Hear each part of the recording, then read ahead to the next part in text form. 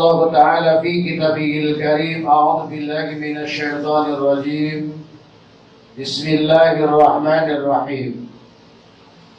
يا أيها الناس اتقوا ربكم الذي خلقكم من نفس واحدة وخلق منها زوجها وبث منهما رجالا كثيرا ونساء واتقوا الله الذي تساءلون به والأرحام إن الله كان عليكم رقيبا. وقال الله يا أيها الناس إنا خلقناكم من ذكر وأنثى وجعلناكم شعوبا وقبائل لتعارفوا إن أكرمكم عند الله أتقاكم. Sadaqallahul Azim. Ma'asyiral muslimin, semoga tetap istiqomah dalam hidayah Allah Subhanahu wa taala. Puji syukur kita panjatkan kehadirat Allah yang atas kudrat dan iradatnya terciptalah kita. Karena rahmat dan karunia-Nya kita bisa menjalani hidup dan kehidupan ini sebagaimana mestinya. Karena hidayah dan taufiknya kita menjadi orang-orang yang beriman. Dan karena ma'unahnya siang hari ini kita bisa melaksanakan sholat Jumat. Semoga serangkaian amal kita diterima oleh Allah Subhanahu wa ta'ala. Semoga serangkaian qauliyah kita, ucapan-ucapan kita dalam berzikir dan menyebut nama Allah diterima oleh Allah Subhanahu wa ta'ala. Dan semoga doa-doa yang kita munajatkan adalah doa yang didengar dan dikabulkan oleh Allah. Salawat salam kita haturkan kepada manusia terbaik Nabi kita Muhammad sallallahu alaihi wasallam, dengan harapan mudah-mudahan kita menjadi umatnya yang saleh, umatnya yang mampu menjadikan beliau sebagai uswatun hasanah untuk meraih takwa kepada Allah Subhanahu wa taala. Tidak ada derajat yang paling tinggi, tidak ada martabat yang paling tinggi di sisi Allah melebihi ketakwaan kita kepada Allah Subhanahu wa taala. Ma'asyiral muslimin, jamaah Jumat rahimakumullah. Telah kita lewat mimbar Jumat hari ini berangkat dari diri kita masing-masing. Diri kita sebagai hamba Allah, di mana di dalam Al-Quran Allah Subhanahu wa ta'ala menyebut 4 istilah, yang apabila 4 istilah ini kemudian kita terjemahkan, yang dimaksudkan adalah kita, yang dimaksudkan adalah manusia. Yang pertama kali Allah Subhanahu wa ta'ala menyebut kita sebagai hamba Allah, sebagai hambanya dengan istilah Bani Adam, artinya keturunan Adam. Yang kedua, Allah menyebutnya dalam Al-Quran dengan istilah Al-Basharu, artinya juga manusia. Bani Adam adalah yang dimaksudkan, keturunan Adam adalah manusia, Al-Basharu adalah manusia. Yang keempat, Allah menggunakan bahasa istilah Al-Insan, artinya pun manusia. Dan akhirnya Allah menggunakan bahasa An-Nas yang artinya juga manusia. Tapi apapun yang disebutkan oleh Allah di dalam Al-Quran bukan tanpa maksud, bukan tanpa makna.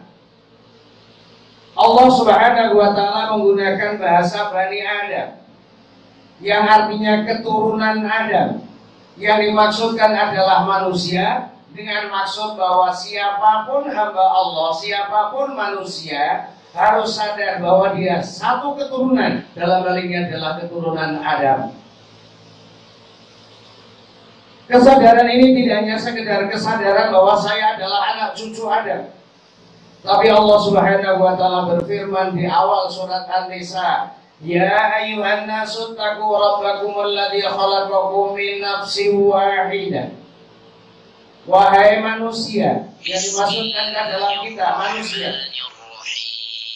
takwalah kalian kepada Rabbmu, kepada Tuhanmu yang telah menciptakan kalian dari seorang pria satu, laki-laki satu, dalam hal ini adalah Nabi Adam alaihissalam. Wa khalaqa minha zawjaha, kemudian Allah menciptakan istrinya, pasangannya, Sayyidatina Hawa dari tulang sulbinya. Wa bassa minhuma rijalan katsiran wa nisaa, dan bertebaranlah manusia laki-laki yang banyak, perempuan yang banyak, termasuk kita. Artinya apa? Allah menyebut Bani Adam supaya kita sadar bahwa kita adalah keturunan Adam dan Hawa. Tujuannya apa? Dasar hidup kita adalah takwa kepada Allah Subhanahu wa Ta'ala, melaksanakan perintah dan menjauhi larangan Allah. Masyaallah muslimin rahimakumullah. Masih dalam surat An-Nisa ayat 1. Wattaqullaha alladzi tasaalu, bertakwalah kalian kepada Allah Subhanahu wa Ta'ala, di mana Allah yang telah menciptakan kita dari generasi Adam dan Hawa. Kemudian kalian semuanya, kata Allah, selalu berminta, bermohon, berdoa kepadanya untuk meminta segala sesuatu yang kita butuhkan. Kalau ayat ini kemudian kita renungkan, maka kita berdoa pun dasarnya harus dasar ketakwaan kepada Allah Subhanahu wa Ta'ala. Kalau Allah Subhanahu wa Ta'ala berfirman, "Ud'uni astajib lakum," berdoalah kalian kepadaku, niscaya doa kalian aku akan kabulkan. Maka doa yang dikabulkan adalah doa-doa terutama orang-orang yang melaksanakan perintah dan menjauhi larangan Allah. Wal arham, sambunglah silaturahim, sambunglah silaturahmi. Ada pesan Allah di awal surat An-Nisa, pesan untuk bertakwa kepada Allah, pesan untuk berdoa kepada Allah Subhanahu wa Ta'ala, pesan untuk menyambung silaturahmi. Dasarnya apa? Karena kita adalah diciptakan oleh Allah, sehingga Allah menggunakan bahasa Bani Adam. Satu lagi ayat yang kita jadikan referensi adalah surat Al-Hujurat ayat 13. Ya ayyuhan nas, inna khalaqnakum min dzakari wa unsa, wahai manusia, sesungguhnya aku telah ciptakan kalian dari seorang laki-laki, Adam, dan kemudian diciptakan juga dari seorang perempuan, Hawa.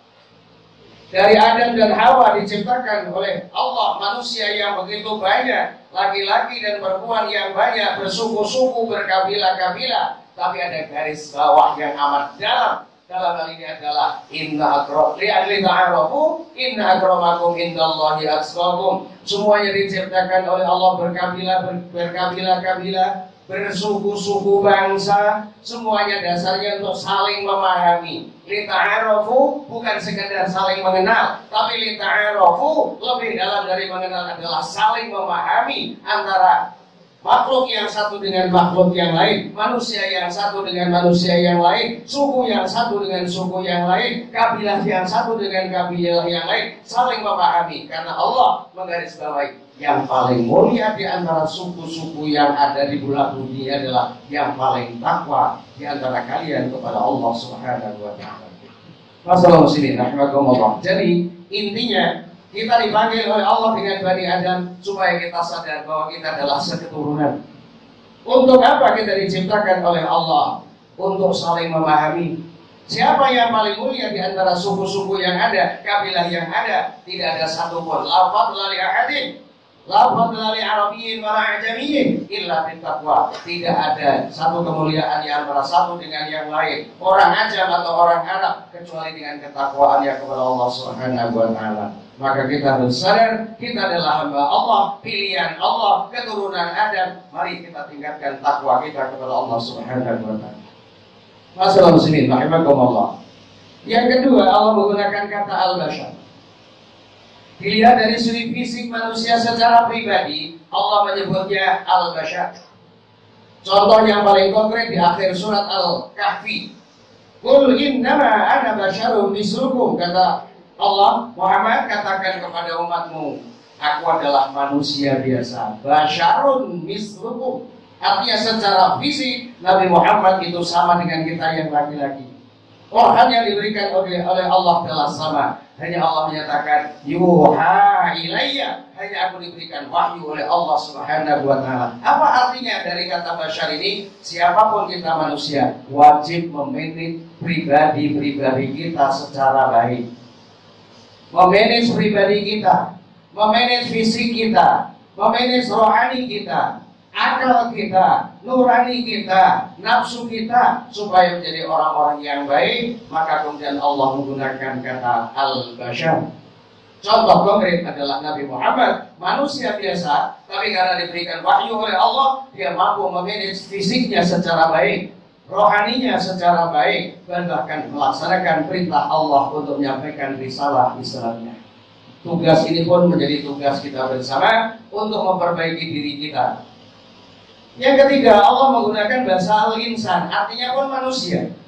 Dilihat dari sudut pandang apa? Dari sudut pandang sosiologis. Artinya apa? Kita harus memahami siapapun kita, berapapun harta kita, sebagai apapun kita, setinggi apapun jabatan kita, kita tidak bisa keluar dari keperluan manusia antara satu dengan yang lain. Tugas sosiologis, tugas kemanusiaan di tengah kehidupan bermasyarakat, di mana manusia tidak bisa hidup sendiri tanpa bantuan orang lain. Maka Allah menggunakan al-insan seperti dalam surat Al-Asr yang sering kita baca. Wal asr, innal insana lafi khusr. Demi masa, manusia pasti akan merugi. Sungguh akan tetap dalam kerugian, kecuali orang yang menjalani hidupnya secara pribadi dan bermasyarakat diisi dengan iman dan beramal shalihat, tawassaw bil haqq tawassaw bis sabr. Dan pada akhirnya kaum muslimin yang berbahagia, Allah menggunakan bahasa an-nas. Apa artinya menggunakan bahasa an-nas? Artinya juga manusia dilihat dari segi problematika kehidupan manusia. Tidak ada satupun manusia yang lepas dari masalah. Kalau ada orang yang mengatakan saya nggak punya masalah dalam kehidupan kita, itu sebab pada dasarnya membohongi nuraninya. Setiap manusia punya masalah. Kalau tidak masalah dengan fisiknya, mungkin masalah dengan nuraninya. Mungkin masalah dengan akalnya yang tidak kunjung bisa melaksanakan benar dan salah. Mungkin juga ada masalah dengan agamanya. Mungkin kalau sudah keluarga, ada masalah dengan pasangan hidupnya, ada masalah dengan keturunannya, anak cucunya, ada masalah dengan tetangganya. Oleh sebab itu Allah Subhanahu wa taala berfirman di dalam surat yang terakhir, surat yang ke-14, Qul a'udzu birabbin nas. Katakan, aku berlindung kepada Tuhan manusia. Malikin nas, yang menguasai manusia. Ilahin nas, Tuhan sembahan manusia. Dari apa? Min syarril waswasil khannas. Dari waswas yang selalu menghantui dalam kehidupan manusia. Minimal masalah itu muncul karena waswas. Seperti zaman sekarang, zaman corona. Kenapa kita punya masalah? Jawabannya kita waswas. Coba kita, dak mayaribuka illa malayaribu. Tinggalkan yang meragukan. Ya, tinggalkan yang meragukan, lakukan yang tidak ragu. Kita tidak usah ragu. Sebelum corona memang nggak ada orang sakit. Ada orang sakit. Hanya sebabnya kita sekarang karena musimnya corona kita diperintahkan untuk preventif. Selain preventif, maka kemudian kita diperintahkan untuk mendekatkan diri kepada Allah, berdoa kepada Allah Subhanahu wa taala. Semoga corona di republik yang kita cintai ini segera diangkat oleh Allah Subhanahu wa taala. Kita semuanya diselamatkan oleh Allah dari pengaruh corona. Negara kita menjadi negara baldatun thayyibatun. Kalau seandainya penduduk-penduduknya sadar bahwa ini semuanya adalah ujian dari Allah, dihadapi dengan penuh ketenangan, dihadapi dengan usaha, dengan berpikir, dihadapi dengan berdoa kepada Allah, insya Allah kita akan bisa keluar dari kesulitan. Siapa yang mengeluarkan kita dari kesulitan? Hanya Allah Subhanahu wa taala. La haula wa la quwwata illa billahil aliyyil azim. Barakallahu li wa lakum wa lisa'il muslimin wa nafa'ani wa iyyakum bil ayati wa dzikril hakim. Taqabbalallahu minna minkum tilawatahu innahu was-sami'ul 'alim wastaghfiruh innahu huwal ghafurur rahim.